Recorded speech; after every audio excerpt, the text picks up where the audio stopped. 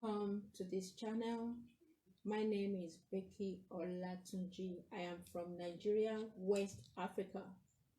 I am a teen mentor. I am a sex and sexuality coach, and also I work as a family life practitioner. You know, but these three major things I do as just like one in three. Yes, because everything has to do with raising up an individual to be sane and to be whole. So, and because I have a strong belief that the family is where everything starts from, that the family is the basic, is a unit, a minute unit in a society, but is the most important because every one of us comes from a family. So the background is very, very important because the identity of an individual is formed right from childhood. And the childhood, the first influencer of a child is the parents and the siblings and the people he surrounds himself with. So an individual becomes who he is because of what he's been exposed to from the family. So the leaders that we have today, they came from a family. The people ruling the world, people ruling the economy, they came from a family. So imagine their family is right. They are from a family that has the right value. They are from families that instill in them the most important values that is needed for humankind survival. So how do you think the world will have been today? That is why I focus on the family by being a family life practitioner, and then I mentor young children to become a whole adult. Meanwhile, I teach everybody, both children, adults, and teenagers, the right information about sex and sexuality. So today I want to talk about the impact of parents on self-esteem. How important is self-esteem, and what way do parents influence their children's self-esteem? So what is self-esteem?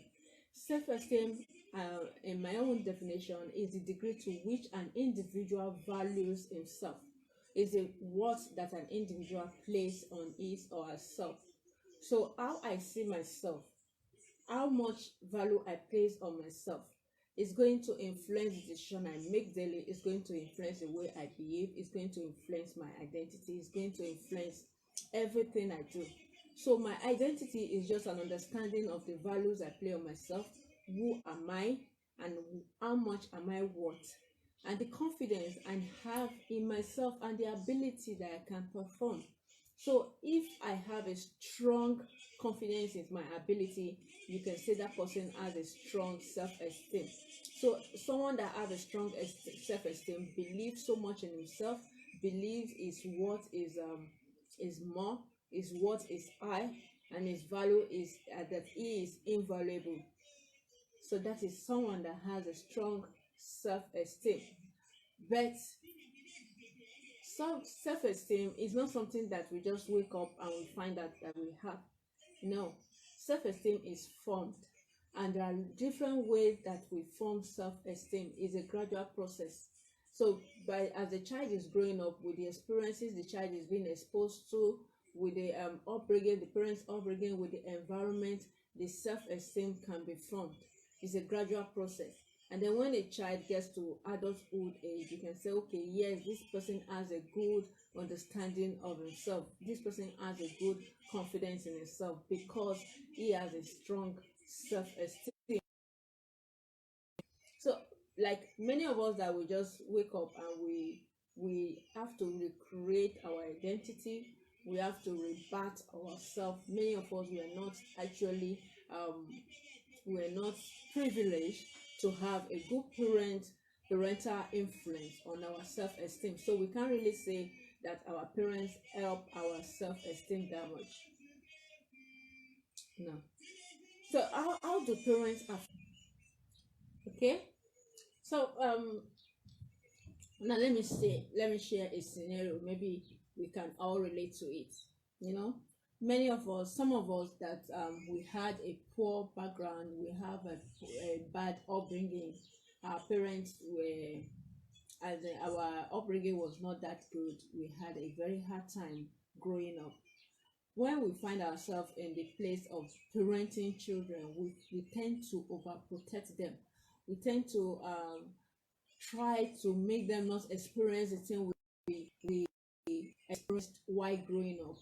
In a way, that is actually very good, because it is not a good thing for your child to go through hardship when you can afford a comfortable life for them. But in some ways, we overdo it. We tend to take it to the extreme. We tend to overdo it in the sense that we we are being overprotective of them. In that way, we there are three major things that we don't do. We don't correct them when they are wrong, because we want them to feel good about themselves. We don't want them to feel the pain that we felt while growing up. We don't want them to feel the rejection that we felt while growing up. We don't want them to feel neglect. We don't want them to feel unloved, so we overlove them, and in that case we don't correct them. Now, I've seen cases where parents, instead of them correcting a child, they will say it's just a child. You are growing it. And there are stages where a child gets to, a child in my place there in Nigeria, we tend to say children are like fish. The moment they are dried, once they are dried, you can't bend them again. But when they are still fresh, you can still, they are flexible, you can turn them the way you want them to go. That's the same way with children. While they are still young, you can mold them the way you want them to be. But once they are old, once they are dry, when that mold is dry, there's nothing you can do unless you break it, unless you break that mold. So at the stage where they are growing is the right time for you to mold them, to correct them in love. But because we are trying to overprotect them, we say we don't want them to feel unloved, we tend to over pamper them. So we don't correct them. That's number one thing. We don't correct children. And I'm saying many parents, they don't correct children. And in that way, they tend to spoil their children. Their children grow up not knowing what is right, what is wrong. Their children grow up not knowing how to make decisions for themselves. So the second thing again that we do is we don't give them work, like we don't allow them to work. And when I say work, I'm not saying the tedious, laborious work. No, I'm saying little things that makes them feel valuable. Like, when I do share my story of when I was growing up, how I used to work. Before I go to school, I used to wake up as early as 4:30, 5 a.m. to help my mom to prepare beans pudding. This beans pudding, we call it akara in Nigeria. Is beans pudding. When you fry it, then is a breakfast for many homes. So I have to sell it. I have to hawk it around my community before I go to school.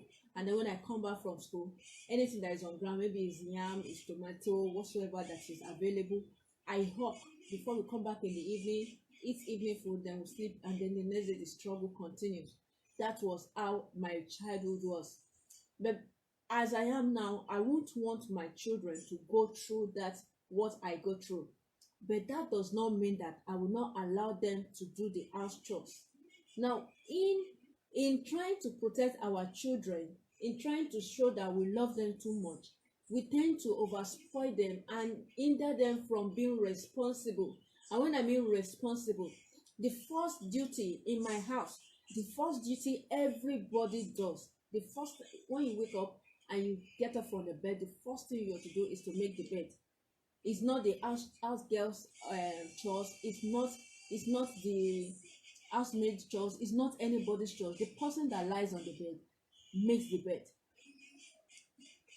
My husband and I will do it. At the last person on the bed, if I'm the person that first wake up, if he is the last person, he makes the bed. If I'm the last person, I make the bed. So it's a value that we have instilled on our children. You lie on the bed, so you have to make it when you wake up. The same thing with some other chores. When you eat, you wash. The person that eats, your plate, you wash. Those little chores, we tend to ignore our children. We tend to hinder our children from carrying out those chores in a way to make them feel responsible for taking care of themselves. That is why many boys, in my part here in Nigeria, we tend to protect the boys, especially the boy child, from doing most of these little things. A boy child will grow up not knowing how to take care of his room, not knowing how to wash his clothes, not knowing how to wash his own plates, not knowing how to cook or feed himself. All these things, they are not menial job, they are not laborious job, no. But if you those all these things are survival skills. If you want to survive, you need to learn how to take care of yourself. You need to learn how to cook. What if, let's say, okay, you are rich, you can afford to pay for cook, you can afford to pay for other things. But imagine what happened last year when COVID happened and everywhere was on lockdown. And imagine your mates cannot come to your house, your cook cannot come to your house. How would you have survived? So all this is a survival skills that we need to teach our children. We need to teach them how to take care of themselves first, and also how to be part of the community, how to be part of the society by rendering service. Rendering service in some part of my country. Last Saturday of the month, we do environmental. Environmental is we come out, everybody in the community, wherever you stay, you clean the streets, the gutter and all that. I think they do it in Korea too. So children are supposed to be that. Is a way of feeling responsible. But because of being overprotective, you see many children grow old and they don't know how to cook. They don't know how to even clean up after them. You see many of them finish eating and they can't clear their plate. Though cultures differ. In my place here is different from some other places. So in your place, you may be feeling like, okay, what am I saying? No. But we need to make them feel responsible. It depending on the culture in your place. You need to make them feel responsible. So we parents, we try not to give them things to do for fear that they may feel pressured, they may feel overpressured, they may feel bad, that they may feel burdened, and in that way we are being protective of them. Now the third errors that we make as parents is we don't allow our children to make mistakes. Yes, we don't allow them to make mistakes. Okay, now let me explain this. A child that is learning to walk, when you say a child that is learning to walk, the child has to fall and rise up, fall, rise up, fall, before the child can master the art of walking. And so also is every area of our life. There are some things that we need to do on our own, and from failing, and if the feedback that we get from failing matters, because many people see failure as a very bad thing. They tend to avoid it. Meanwhile, if you have a growth mindset, you will see failure as something, that as a lesson that you learn from. Now when Thomas Edison, he failed many times before he could get it right, but he never accepted that it was a defeat. He said failing is just a heart of knowing other ways how I cannot get this right. So if you're going somewhere and you miss your road, you don't see it as a bad thing. You just know that, okay, this is not the road. Next time when you're coming, you won't take that road where you missed. So that is it with failing. Many parents protect their children from making mistakes. They protect their children from experiencing any kind of frustration. When their child is being frustrated about something, they quickly take that in a way without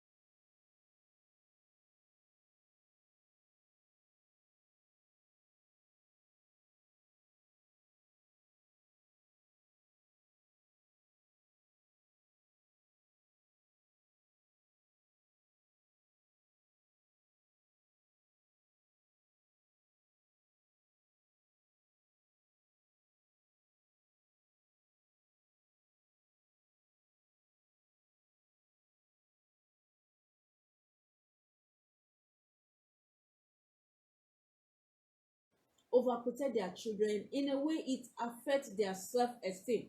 Now when children grow up, they start learning that they cannot solve their own problem, They cannot cope with difficulties. Why? Because firstly, their parents have protected them so much that their parents cannot teach them. Okay, so because their parents do not teach them what is right and what is wrong, they don't know what is right and what is wrong. So they are learning this all over again in life. They are When they are on their own, they're just making all manner of mistakes that would have been avoided if they were taught the right thing. So a child grows up not having the right understanding of this is right, this is wrong, because their parents never taught them. Secondly, a child feels so irresponsible, and when they come to a place where they are supposed to show their skills of service, they feel so intimidated. Their low self-esteem is being exposed because they feel inadequate. They cannot compete. They feel so inadequate. They cannot measure up to what is expected of them.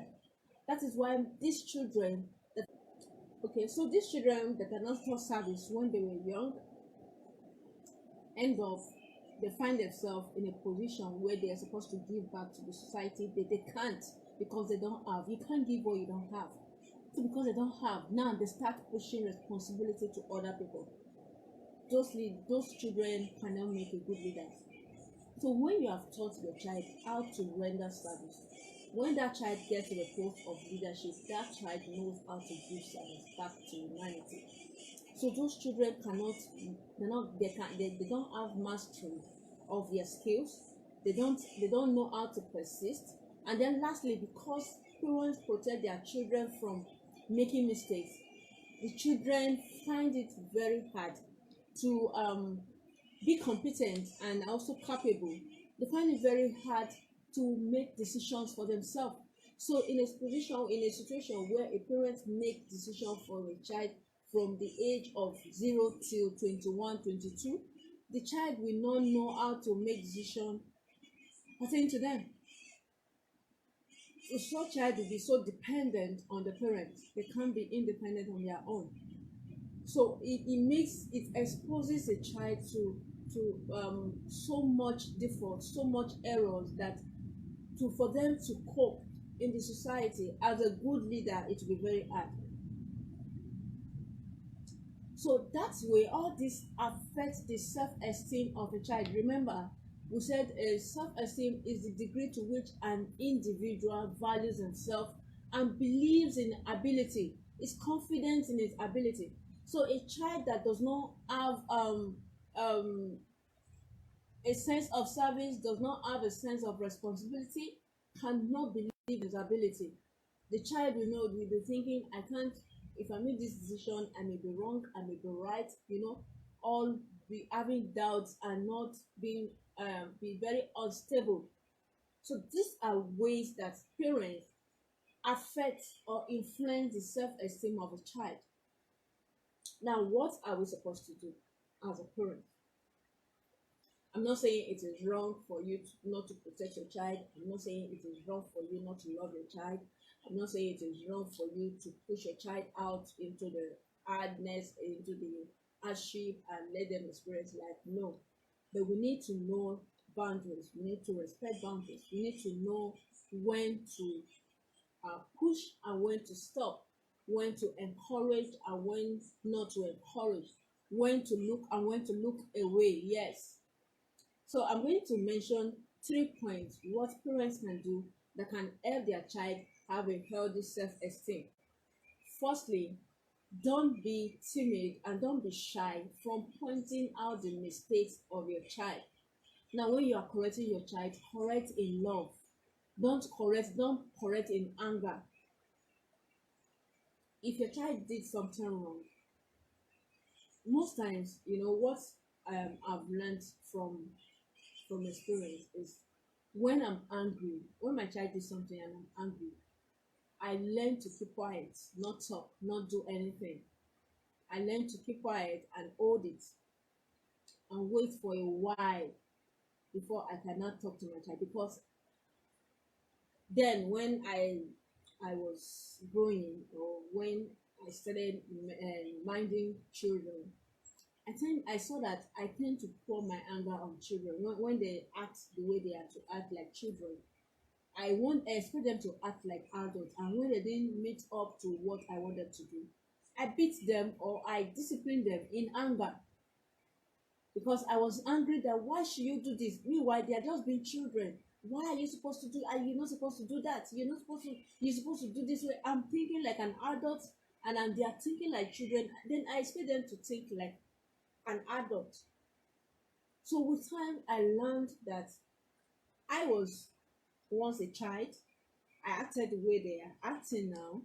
So it took time for me to get to the point where I am as an adult, which also they need time also to get to where I am. So I should be patient and also teach them in love.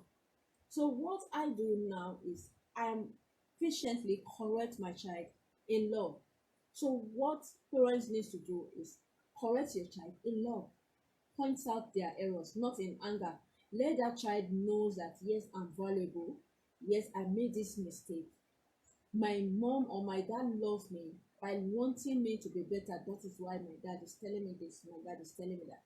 Don't make them feel that hatred. You know, when we're young too, our parents have pour their anger and frustration on us, that we end up feeling many of us do feel like these parents, these are not my parents. How can they be my parents? Look at the way they are beating me or they are treating me. They can't be my parents. No, we don't want that for our children. So when you are correcting your child, correct your child in love, but ensure that anything that they do that is wrong, point their attention to it. Don't look away. Don't say they are too young. No, they are growing and they need that correction. Correct them in love. Point their mistakes out so that they can learn from it. Point their mistakes out so that they can learn from it. And when you're pointing out that mistake, don't point it out in anger. Point that mistake out with love. The second thing is hold them accountable for their behavior. Whatsoever they do, let them be accountable for their behavior. Let them be responsible for whatever they do. Don't take the responsibility as a parent. Your child fails in school, your child fails is exam, and you as a parent, you are going to the school to ask. No, why should you go and ask the school why your child failed? No, if you should know that unless there is something wrong, unless there's a case of victimization or something, what your child wrote is what your child gets. So let them be responsible for their mistakes. Let them be responsible for their errors and hold them accountable for every of their behavior. Hold them accountable for every. So that is one way to raise a whole and sane children. Then lastly, give them opportunity to cope with failure. you know Give them opportunity to cope with failure. Let there be delayed gratification. They will not die. If you don't buy that ice cream, they're not going to die. No, they're not going to die. If they don't go for that vacation, they're not going to die. They are not. Delayed gratification is very, very important. So if some children have gotten, they know they are we call it mumu buttons. That's the things that they can do that their parents will just um dance to their tunes. Some children, there's this child that the child told me that I know what I can do, that anything I say my dad will do for me. She said her daddy doesn't like to see her cry. So whatsoever she asks, and if the daddy just say no, the moment she start crying, the daddy will say no, no, oh yeah, come and take, come and take, come and take. No, we need to learn how to pull the button. The let me put it say that we pull the button. We need to know how to delay gratification. No, if you don't do this, let's just say, if you don't do this, I'm not going to give you an ice cream.